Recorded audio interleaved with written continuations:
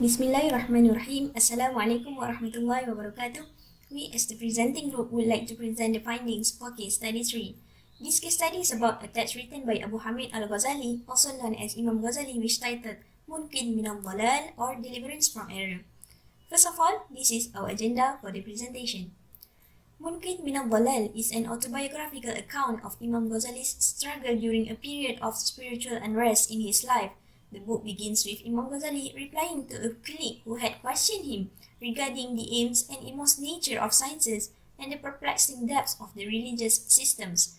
The text has mentioned him as a teacher at a prestigious academic institution at the age of 33 and continues through his severe journey of questioning and curiosity, and ends upon his return to his teaching career, but instead being a complete God-orientated man. With this attitude, he starts to question the different types of knowledge around him. He deals with each science which influences man, covering the four main sciences of the time: theology, authoritative instruction, philosophy, and mysticism. He describes his intellectual developments and the method of his search for the truth. He also discusses the idea of various doctrines that were present in Islamic society in his period, including the Mutakallimun, the Batinites, the philosophers, and Sufism. As an expert in each of the fields, his replies to the various groups are from their own teachings, doctrines, and own methodologies. Therefore, our stand for this case is, we agree with the approach and efforts done by Imam Ghazali in seeking the truth after experiencing self-doubt, as what can be observed from the text that showed his struggles in having deep understanding of various knowledge. This is also related with the hadith of Prophet Muhammad SAW as stated in the text. Prophet Muhammad told us, "My people will be divided into more than 70 sections, of whom only one will be saved." From this hadith, then Imam Ghazali aimed for the one true knowledge that will guide him to enter the Jannah. This is why we agreed with his approach, as we are aiming for the same truth for us to enter the Jannah. So the protagonist of this issue is Imam al-Ghazali. Who is Imam al-Ghazali? His full name is Abu Hamid Muhammad ibn Muhammad al-Tusi al-Ghazali, born in Tusi, Iran in 1058 with a family background of Persian. Started his education as early as 7 years old. He was a true polymath who empowers a diversity of knowledge including fiqh, tafsir, hadith, and philosophy. Imam al-Ghazali is a prominent Muslim scholar who holds strong influence in philosophy and also known as Hujjatul Islam, the proof of Islam, because of his effort in fighting against some of the most dangerous ideas and philosophies in the Muslim world during that time. Most Muslims also considered him as a mujaddid, a renewal of faith in Islam, because according to the prophetic hadith, mujaddid appears once every century to restore the faith of Ummah. Imam Ghazali also known as a man of virtual adab in education, because instead of saying insya and zone of the truth, he is willingly to renounce to live the worldly life in order to understand deeper in the knowledge. There are three significant evidence of his work, which is Ihya Ulumuddin, the revival of religious sciences, Tahafut al-Falasifa, the incoherence of philosophers, and Al-Munaqid min al-Aqdal, the deliverance of error. They are still widely read and circulated among scholars until today. The chronology of Imam al-Ghazali in finding the true knowledge can be divided into three phases, which are first, before seclusion, second, during seclusion, and lastly, after seclusion. In phase 1, before seclusion, we begin with al-Ghazali early career as a teacher in Baghdad, which he masters in fiqh and al-kalam. Along the way, he has always been struggled to find the truth in knowledge since his early life. So in order to find the truth, al-Ghazali classified all the sects and movements in his time into four main categories, namely the theologians, mutakallimun, the batinites, or now known as the Shia, the philosophers, and the Sufis, the mystics.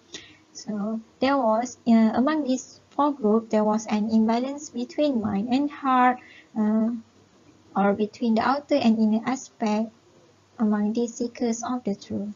At one time, he fell into misery and realized that he could not reform the Muslim community unless he reformed himself first. So he fell into almost total skepticism for about 2 months and doctored all things including self-perception. Later, after scrutinizing these various sects, the seekers after the truth, the four groups that I mentioned before. Then he began to realize that Sufism is the best that could answer his quest and help him attain his goal. Later, he fell into a serious inner crisis between the attraction of worldly desires, dunyawi, and the impulse to eternal life, ukhrawi. This happens for about 6 months and affected his physical health seriously. So after seeking refuge from Allah and regained his health back, he started the new phase of his life, named seclusion and devotion. Next is during seclusion, where the journey began when he entered and remained in Damascus for 2 years. And he had completed i'tikaf, and he argued the highest state of Tawheed refers to the belief that God is alone, or Allah is Al-Ahad, which is the only one, and all things from this world come from Allah, which is a belief that can rule out other intermediary causes. Secondly, Imam Al-Ghazali also believed and argues that good deeds also consist of 2 dimensions, which are the outer and inner. And he also became convinced that he can gain the answer to his question, and he ought not to keep himself in seclusion but should help the society instead. The second one is after seclusion. This marked the beginning of an active spiritual public life, where Imam Al-Ghazali resumed teaching at Nizamiyah College, and he also opened his own madrasah. Besides, he became actively enlightened every class of society, and he also discussed the good deeds and covers various aspects. Next is the philosophy of Imam Al-Ghazali. As we all know, Imam Al-Ghazali was a polymath, which means a person of wide knowledge. And Al-Ghazali's philosophy were focusing more on the aspiration of the spirit, and he favored the continuity and also stability over change and innovation. There are 3 points that can be highlighted. The first one is the concept of God and his relationship with his creation, where this world is just temporary and is subject to the will of God. Therefore, we should always remind ourselves that Allah is the cause of every event in this world. The second point is society should upholding the religion of God. For example, Imam Al-Ghazali give answer and solution to the society in order to attain the bless of Allah together. The third point is the awareness and knowledge are the most important characteristic of man, where the purpose of knowledge is to help man to achieve the true happiness, and actually the true happiness is at the hereafter. This also been highlighted in Surah Al-Ankabut verse 64. Therefore, we should drawing close to Allah in order for us to attain happiness together in the hereafter. Before discussing this case further, I will explain on the definition of the book's title itself. Deliverance is the state of being saved from a painful or bad experience, liberation or rescue. Error is an act or condition of ignorance that deviates from a code of behavior, truth or accuracy. Therefore, the meaning of deliverance from error is being saved from the acts that deviate from the truth. The book is actually a spiritual autobiography written by Imam Al-Ghazali that describes his intellectual crisis that led him to the truth with the guidance of God. It is also mentioned that there are diversity in belief, religions, doctrine, etc. that only one will be saved. Therefore, Imam Al-Ghazali wanted to rescue himself from uncertain knowledge that lead to nowhere, but seek for the true knowledge that lead to the paradise. The true knowledge is knowledge that initiates more reverence, hope, and fear that serve as barrier against the sin. However, it is also admitted that men are not free from sin. We are not masum. Therefore, this knowledge will guide the man to repent and feel remorse. Now, what is the meaning of truth and the truth? Truth is the quality of being true. It can be very true or not. But the truth is the real facts about a situation, event, or person, absolute truth. Imam Al-Ghazali also achieved happiness, and he defined happiness in his writing, The Alchemy of Happiness. Happiness is self-knowledge, which means we acknowledge that we have heart and spirit that is originally perfect but become obscure due to patience and desire. The happiness depends on the faculties, which are the higher faculty, the spiritual, and the lower faculty, the physical. So if we exercise the high faculty, the spiritual, we will become more happy. The examples of truly happy people are the prophets. He also mentioned that we are born with knowing pain in the soul, which means we will seek for happiness, but most of us seek for the substitute pleasure that doesn't even give the happiness to the spiritual. Next, what is ilm in the perspective of Islam? Ilm is the Islamic term for knowledge. I will explain more what is the meaning of knowledge according to Imam Al-Ghazali and Professor Said Naqi Al-Atas. Imam Al-Ghazali mentioned that sure and certain knowledge is knowledge that has no doubt clings to it, nor the possibility of error or deception, nor can the mind even suppose such a possibility. Therefore, the knowledge must not have these three characteristics, which is knowledge based on merely ignorance, zon or suspicion, and taqlid or conformity of one person to the teaching of another. While Said Naqi Al-Atas mentioned that knowledge as the arrival in the soul of the meaning of a thing or the arrival of the soul at the meaning of a thing, which means the knowledge needs to reach our souls. Next, I will share with you the definition of other terms. Firstly, science. Science is from the Latin word scientia, which meant knowledge, a knowing, expertness, or experience. However, the modern science definition had been narrowed down to the knowledge that relate to the physical world only. Imam Ghazali is a seeker that had a thirst for knowledge. He sought after knowledge and wanted to know the essence of reality of knowledge was and to search the ultimate of truth and reality. He had the curiosity about everything around him. He wanted to unveil the truth and deepen his faith in his heart. Therefore, he approached various learning processes, which are experiential learning from his experience in seeking knowledge journey, talaqi by learning with qualified teachers, tasawwur in practice tazkiyah, and also tabayyun to avoid any preconception and prejudice. So here, Imam Ghazali realized that intellectual cannot reach the divine presence. These realities can only be experienced on spiritual level, and the intellectual cannot reach the spiritual aspect. Thus, all the theory concept does not lead to belief and not lead to iman.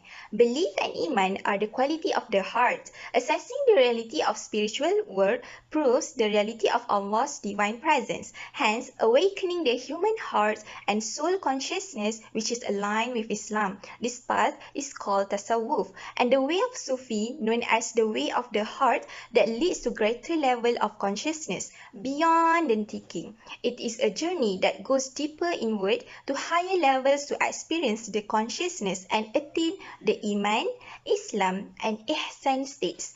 Iman is much higher level of experience within Islam that the heart intellectually convinced of Islam and its correct doctrine. The aim of knowledge is to remove the obstacles present in the soul and to rid oneself of its habits with constant remembrance of Allah subhanahu wa ta'ala in order to attain divine pleasure. Sufism mentioned by Imam Ghazali here refers to the path follow the way of Allah subhanahu wa ta'ala, not the group or cult of people who nowadays claim themselves with Sufism. At the end, he discovered humility is the core essence. Imam Al-Ghazali had classified the truth seekers into 4 different categories, which are the mutakallim, the batinists, the philosopher and the Sufis. The mutakallim are those who use independent judgment and reasoning. They aim to preserve the Islamic orthodox and protect it from innovators. Imam Al-Ghazali stated that the mutakallim succeed to achieve its aim, but it is still insufficient for his objective. Next is the Batinists. They are also known as Ismailiyah and Batiniyah. They claim that they possess al-ta'lim or authoritative instruction and acquired knowledge from infallible instructor. However, they are unable to provide solid evidence on the Imam designation. Imam Al-Ghazali commented that the Batinists does not provide solution to conflicting opinions. Next, Imam Ghazali has classified the philosophers into 3 categories. The first one is materialist. It is a group of the most ancient philosophers which believe that the world has existed from eternity as it is and not by reason of a maker. Thus, they deny the existence of creator. Second one is the naturalist. It is a group of men who are devoted into study of the nature and the marvels found in animals and plants. Having carefully studied the creation, specifically in the anatomy of animal, they eventually acknowledge the existence of a wise creator. However, Being carried away by their natural research, they also believe that the existence of a being is absolutely dependent upon a proper equilibrium. Hence, once the equilibrium is corrupted, the organism will corrupt too. Thus, soul dies and never return, and they also do not acknowledge the existence of recompensation and punishment for good and evil. Basically, they deny afterlife and they are also non-believers. Third one is the theist. They are the later philosophers which refuted the doctrines of materialists and naturalists. They systematized philosophers' logic, refuted philosophical sciences, and formulate the previously imprecise statement. However, they still retain few doctrines which associated with infidelity and heresy from the refuted philosophers. Therefore, they are all still considered as non-believers. Moving on to the division of philosophical sciences, there are 6 divisions. First, mathematical science. It deals with arithmetic, geometry, and astronomy. The demonstrated facts are not denied once they are understood. However, 2 evils may emerge from this science, which are, firstly, from the one who assumes all sciences of the philosophers have the same clarity as in the mathematical science. Secondly, the one who supposes that Islam must be championed by rejecting every sciences ascribed to the philosophers. Second, logical science. It is the study of methods of proof, syllogism, and conditions governing the premises of clearly established demonstration. For them, knowledge is either a concept known by definition or a conviction known by proof. The evil that might befall the student of logic in this science is that it rushes the student to unbelieve the metaphysical science before teaching it because the students already have a high belief in logical science. Third, the physical science. It is the study of the bodies which compose the universe, not require rejection except for certain points mentioned in the Incoherence of the Philosophers, which is another book of Imam Ghazali. The basic principle that Imam Ghazali mentioned here is that nothing in nature can act spontaneously and apart from God. All of them act according to God's degree. Fourth, metaphysical science. It is the study of something outside of human sense perception. Most of the philosophers' errors are found here. The 3 main errors taxed with unbelief are: only spirits will be rewarded and punished on the last day, God knows universes but not particulars, the universe exists from all eternity and will never end. Fifth, political science. The philosophers established rules which regulate temporal matters and the royal power. They have borrowed their theories from the books which God has revealed to his prophets and also from the sentences of ancient sages gathered by tradition. Sixth, moral science. They define the attributes and qualities of the soul, group them accordingly, and point out the way to cultivate the good ones and combat the bad ones. However, they simply took over from the sayings of the Sufis and mixed them with their doctrines. The mixture of moral doctrines with the sayings of the Sufis and the prophetic sayings give rise to 2 dangers. Firstly, the man who rejects the ethical teaching. They straightaway judge the doctrines to be erroneous because the one who voices it is in error on the other matters. Secondly, the man who accepts totally of their ethical teaching. This person may readily accept the errors even if it has mixed up with those borrowed truths due to the good opinion acquired about what he has seen and approved of the philosophers. To relate to the 21st century knowledge seekers' point of view compared to Imam Al-Ghazali, they are facing with dilemma crisis due to confusion and lots of errors rise influenced by Westerners. This is affecting the losing of adab of a person. This also can lead to injustice and lead to rise of false leader. With the existence of false leader in the organization, these current issues arise from the error of knowledge, which are research misconduct, mental health issue, and suicide cases. In depth, all these issues caused by spiritual crisis. A good intention, niyah, in seeking knowledge can regain the nur and eventually bring happiness to one's life. Next, why do we need to seek knowledge? Firstly, the knowledge seeker is acknowledged by Allah. In Surah Al-Mujadilah verse 11, Allah said, Allah will raise those who believe among you and those who were given knowledge by many degrees, and Allah is all aware of what you do. Besides, the act of seeking knowledge through the proper means by itself is a virtue. One does not have to be an accomplished scholar to attain its reward, but only by the sincere effort to learn is enough. Other than that, knowledge will lead to other virtues, such as fear of Allah.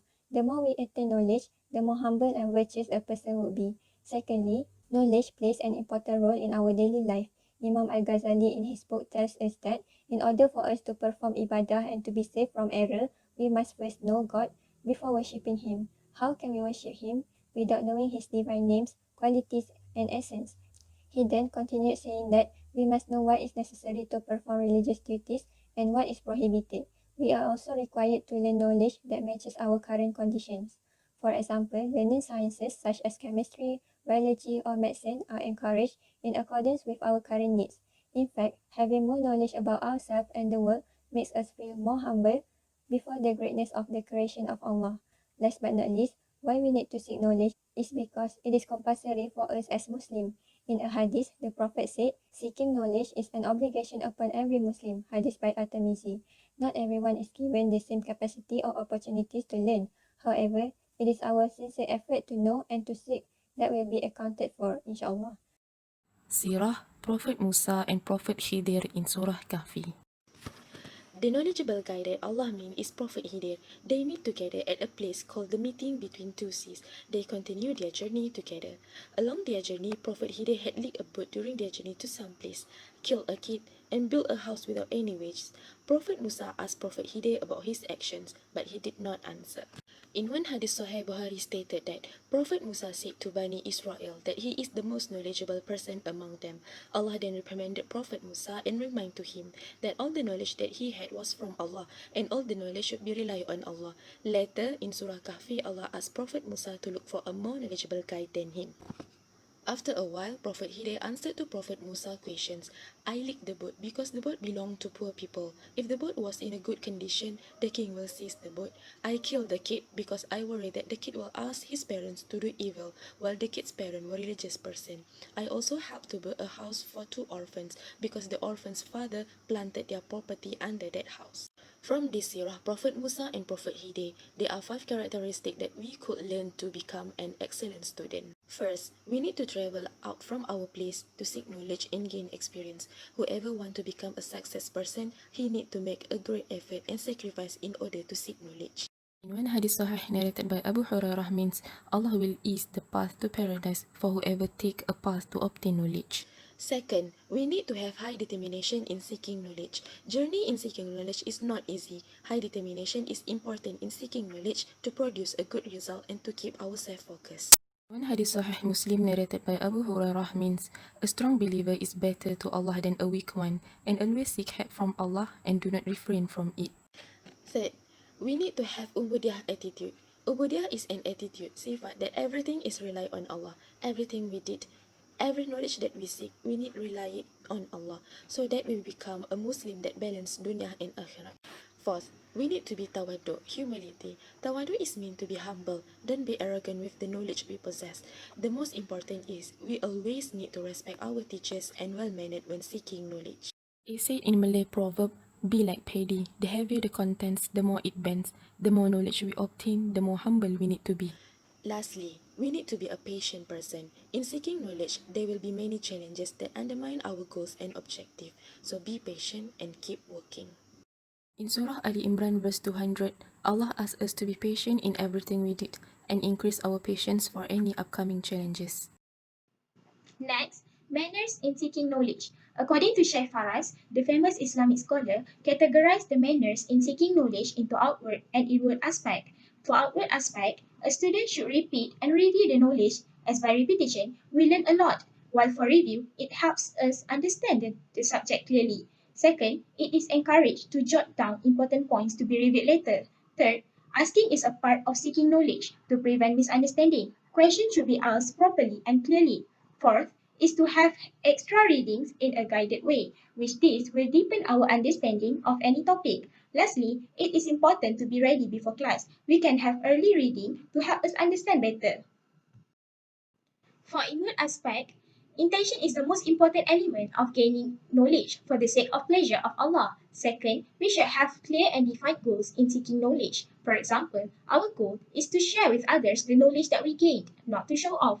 Third, veneration. We must respect our teachers and the knowledge that we gained. Fourth, it is important to act good and have proper adab while seeking knowledge. Lastly, seeking knowledge should become intrinsic for the true seeker. In other words, make it a According to Professor Said Nakib Al-Attas, adab is related much to recognition and acknowledgement. He defined recognition as discovering proper place in relation to what is recognized, and acknowledgement means the amal as the result of recognition. In other words, to relate with education, people should recognize the proper knowledge and practice them. Each must be done together because by ignoring one of these is considered as sign of arrogance or ignorance. To add, Professor Al-Attas also highlights the importance of justice that reflects the wisdom or being wise. Being just can help people to think wisely, to do right, and being good, which this emphasize that being a good person is actually the main purpose of education in Islam. I am going to explain the recommendations in seeking knowledge which are proposed by Imam Al-Ghazali. First, we need to make sure that we are spiritually pure before we undertake the quest for knowledge. As we know, for an easy learning process, we need to purify our heart. The behavior of Imam Al-Ghazali, who always purifies his heart before seeking knowledge, had brought to his success in mastering many fields. Therefore, we should follow his action in order to purify our heart, such as fasting during the day, less eating, and less sleeping during the night. Besides, he also refrained from talking about worldly matters and devoted his time to worship, remembrance of God, and contemplation. Second, we have to divest ourselves of our worldly possessions.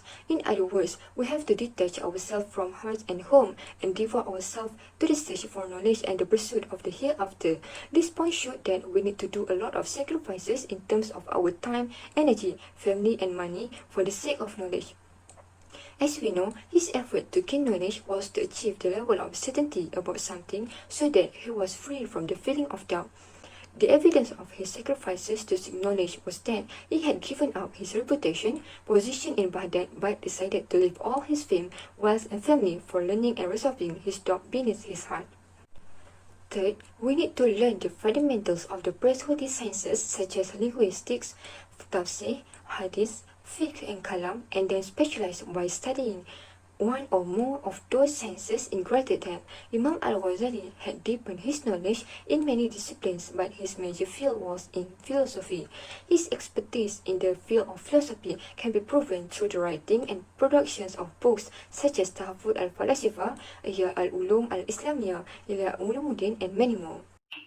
For reflections, can the knowledge we learn specifically in biomedical science bring us closer to Allah, or do we practice proper manners in seeking knowledge such as the gunya lillahi ta'ala, as well as the concept of tabayyun and wasatiyah?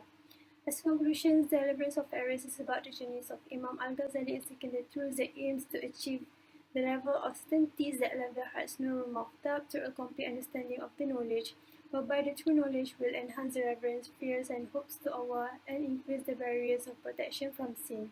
That's all from us, and Assalamu alaikum.